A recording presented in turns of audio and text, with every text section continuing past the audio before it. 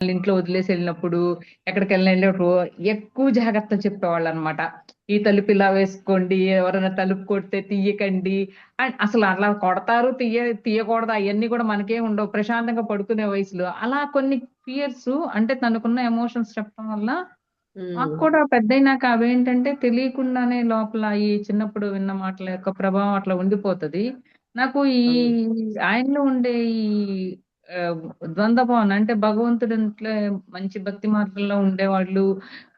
మంచి టచ్ అంటే ఎనర్జీస్ తోటే టచ్‌లో ఉండేవాళ్ళు. ఆయనకి గూడా ఏంటంటే ఇప్పుడు ఇవన్నీ తెలుస్తున్నాయి కదా మేడం! ఈ కాలంలో ఎనర్జీసు, ఈ అంకెలు కనిపించడం ఇవన్నీ ఇలా చెప్తున్నారు కదా! మా నాన్నగారికి అప్పుడే గోడ మీద ఒక మెరుపులు బాగా ఒక్క మధ్యాహ్నం పూట కళ్ళు తెరిచి ఉన్నప్పుడే కొన్ని అక్షరాలు కనిపించినియంట. అవన్నీ ఆయన గబగబా రాసేసుకున్నారనమాట.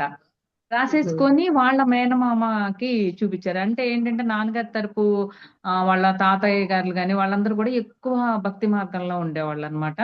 సాధనలు మంత్ర సాధన అని అట్లా చేస్తూ ఉండేవాళ్ళనమాట.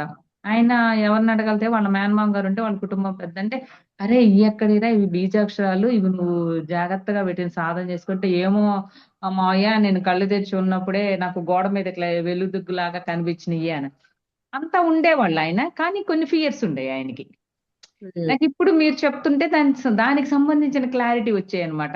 అంటే మనకేమనిపిస్తది అంటే భగవంతుడంటే ఇంత భక్తున్నప్పుడు భయం ఎక్కడి నుంచి వచ్చిద్ది అనిపిచ్చేది. అంతే గదా! అంటే నాకిప్పుడు అలా అనిపిస్తుంది. ఆయనలో కూడా యాన్సిస్టర్స్ నుంచి అయి క్యారీ ఫార్వర్డ్ చేయబడినయేమో. హ్మ్. అవునవును. హ్మ్. అలానే అదే కొన్ని విషయాల్లో నాకు కూడా ఎందుకు అనిపిచ్చే విషయాల్లో కూడా కొన్ని విషయాల్లో నాకు భయం ఉంటదన్నమాట. అంటే హ్మ్. అనవసరమైన భయాలంటారు చూసారా? అవసరం లేని భయాలంటారు. అంటే అవసరం ఉన్న చోట భయపడతాం అంటే అది అవసరమే. సిల్లీగా హ్మ్. అనిపిస్తది నాకు దాని గురించి ఆలోచించిన సిల్లీగా అనిపిస్తది. కానీ అది ఉండిపోతది. కాపోతే ఈ అవును. మెడిటేషన్‌లోకొచ్చిన తర్వాత హ్మ్, చాలా వరకు ఓవర్‌కమ్ చేయగలిగాను. మూలాల నుంచి ఇంకా ఉన్నది హ్మ్. నేనున్నానని అప్పుడప్పుడు ఆ భయం నాకు గుర్తు చేస్తా ఉంటదనమాట. ఇంకా ఉంది, ఇంకా ఉంది, హ్మ్. ఇంకా ఉంది అననమాట. హ్మ్. అవన్నీ ఇప్పుడు మీరు చెప్తుంటే అంటే దాని గురించిన అవగాహన. ఇదెందుకుంది? ఈ ఎమోషన్ నాకెందుకుంది? అంటే అది ఉండకూడని అవసరం లేని ఎమోషన్. అయినా సరే అది డిస్టర్బ్ చేస్తది కదా మనల్ని. అవును. ఇది నాది అవును. కాదు అన్నప్పుడు ఈ భయం ఇక్కడెందుకు? చిన్నదే సిల్లీ పాయింట్ అయినా మనల్ని డిస్టర్బ్ చేస్తూ ఉంటుంది. దాని గురించిన అవగాహన లేదు. ఇప్పుడు మీరు చెప్పడం వల్ల నాకు ఒక క్లారిటీ వచ్చింది. దాని గురించిన క్లారిటీ వచ్చింది. హ్మ్. అలా అనిపించినప్పుడు మన ఇన్నర్ చైల్డ్‌తో మనం చెప్పడమే. హ్మ్. ఈ భయము, ఈ టెన్షను ఏదైతే ఉందో, ఎక్కడి నుంచైతే తీసుకొచ్చావో నాకు తెలీదు. నీకే తెలుసమ్మా ఇన్నర్ చైల్డ్.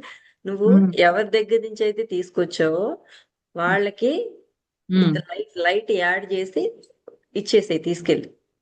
హ్మ్. అప్పుడు హ్మ్. అక్కడ వాళ్ళు హీల్ అయిపోతారు. ఇక్కడ మనం హీల్ అయిపోతాం. ఓకే. అది. మనం ఆ లైట్‌ని యాడ్ చేసి పంపించాలి. అది ఒక బ్లాక్ ఫోర్సో లేకపోతే నెగెటివ్ ఈ బ్లాక్ కదా! సో, హ్మ్. దానికి హ్మ్. మనం లైట్ యాడ్ చేసి లైట్‌తో పంపించేసామనుకోండి, ఓకే. అప్పుడు హీల్ అయిపోతారనమాట. వాళ్ళ యాన్సెస్టర్స్ హ్మ్. హీల్ అయిపోతారు. అట్లా ఆహా! ఓకే. చెయ్యండి. అప్పుడు ఓకే. యాన్సెస్టర్స్ హీల్ అయిపోతే ఆటోమేటిక్‌గా మనకు గూడా అయిపోతది. ఫీలే ఆ! నెక్స్ట్ మన జనరేషన్స్‌కి గూడా ఎళ్ళకుండా ఉంటదండి. వెళ్ళకుండా ఉంటది. ఇప్పుడు అదే అన్నమాట. అది. ఇప్పుడు మెయిన్ అదనమాట. అంటే ఇప్పుడు మా అమ్మ వరకు బీపీ లేదు. నాకు బీపీ వస్తే మళ్ళా నా తర్వాత వాళ్ళకి మీ అమ్మకుందా, మీ నాయనమ్మకుంటారు. ఇట్లాంటి ఫీలింగ్స్ ఉంటాయి కొన్ని కొన్ని. అలానే అంతే కదా! అంటే అప్పుడు నాకు క్లియర్‌గా తెలిసిద్ది. ఈ ఎమోషన్ నాది కాదు అయినా ఎందుకు మోస్తున్నాను అన్న భావన నాకు కలుగుతూ ఉంటదనమాట అప్పుడప్పుడు. హ్మ్. హ్మ్. అదే. ఇది ట్రై చేస్తాను. లాస్ట్, లాస్ట్ బ్యాచ్‌లో అదే చెప్పానసలకి మనోళ్ళకి. ఏ ఆహా! ఎమోషనొచ్చినా గూడా ఇది నాది హ్మ్. కాదు. తీసేయి, తీసేయి మై డియర్ ఇన్నర్ చైల్డ్ అని చెప్పని ఆ! చెప్పడమే. ఒకవేళ వెంటనే రాసేసుకోండి పేపర్ మీద ఇట్లా ఏ ఎమోషనొచ్చినా రాసేసి దాన్ని కాల్చేసేసి ఫ్లష్ ఔట్ హ్మ్. చేసేయండి. ఇంకొకటైనా చేయొచ్చు. ఇప్పుడేదైనా పెన్సిల్ మీదైనా పేపర్ మీద పెన్సిల్‌తో అయినా రాసి దాన్ని ఎరేజ్ చేసేయొచ్చు. హ్మ్. ఎరేజ్ చేసిన ఓకే. పౌడరొస్తది గదా! ఆ పౌడర్‌ని షింక్‌లో అయినా ఎసేయొచ్చు. ఓకే. దానికి గూడా ఏం ఫోర్స్ ఏమి ఉండదనమాట. ఎనర్జీ ఏమి ఉండదు కాబట్టి అట్లా హ్మ్. అనమాట. సో, అలా కాల్ ఇప్పుడు చేయటం గాని యాషొచ్చిన దాన్ని ఫ్లష్ ఔట్ చేయాలి. మామూలుగా ఆ! ఇలా వస్తే సింక్‌లో ఎయచ్చు. ఆ! ఆ! ఇదైనా సింక్‌లో ఎయచ్చా యాష్ గూడా? ఫ్లష్ ఔట్ చేసేయండి. ఫ్లష్ మళ్ళా ఔటే ఆ! చేయాలి. ఓకే. హ్మ్. ఎరేజర్ అయితే గనక అప్పుడు సన్నగానే ఉంటది గాబట్టి షింక్‌లో ఎసేసినా ఓకే. దీన్ని మటుకు ఫ్లష్ ఔట్ చేసేయండి. ఇది ఓకే. డైలీ చేయొచ్చండి. మీరు ఏదైనా గూడా ఏదైనా లో ఎమోషన్ ఏదైనా వస్తే హ్మ్. దాన్ని ఏ ఓకే. రోజుకి ఆ రోజు మీరు నైట్ పడుకునే ముందైనా చేయొచ్చు. నేను లాస్ట్ బ్యాచ్ లో కూడా చెప్పాను. ఓకే. అలా ఒక 21 డేస్ చేసి చూడండి. ఒక ఎమోషన్ మీద మీరు వర్కౌట్ చేయండి అసలు. చేస్తే అలానే మీకే డిఫరెన్స్ తెలుస్తుంది. ప్రయోగం చేస్తే గానీ రిజల్ట్ ఉమ్, తెలియదు. అవును అవును. పరిశోధన అట్లానే మేడం. చాలా థ్యాంక్ యూ. అందుకే బద్రీ సార్ కూడా అన్ని మీరు ఎక్స్పెరిమెంట్లు చేయండి అనే చేయమనే చెప్పారు అంటారు కదా. కదా. చెయ్యాలి, అన్ని మోదీ తెలుసుకుంటాము, గారు కూడా జ్ఞానం, అట్లాగే ఒక చేస్తారు. విద్య నేర్చుకుంటాం, నేర్చుకొని దాన్ని ఇంప్లిమెంట్ చేస్తేనే కదా మనకి రిజల్ట్ కనిపించేది. అవును. మోదీ గారు కూడా ఎవరి మీద నా కోపం వచ్చినప్పుడు అట్లాగే రాసేసి చించేస్తారంట. నేను చూసారా? మనకి ధ్యానం తెలీదు. నేను దీంట్లో అదే కూడా చెప్పాను లాస్ట్ ఫిఫ్త్ సర్ది బ్యాచ్ లో గారు చెప్పాను లేదా, చించేసి కాల్ చేసేయండి, లేకపోతే కాల్చడం కుదరకపోతే డస్ట్బిన్ లో వేసేయండి చించేసి అని చెప్పా.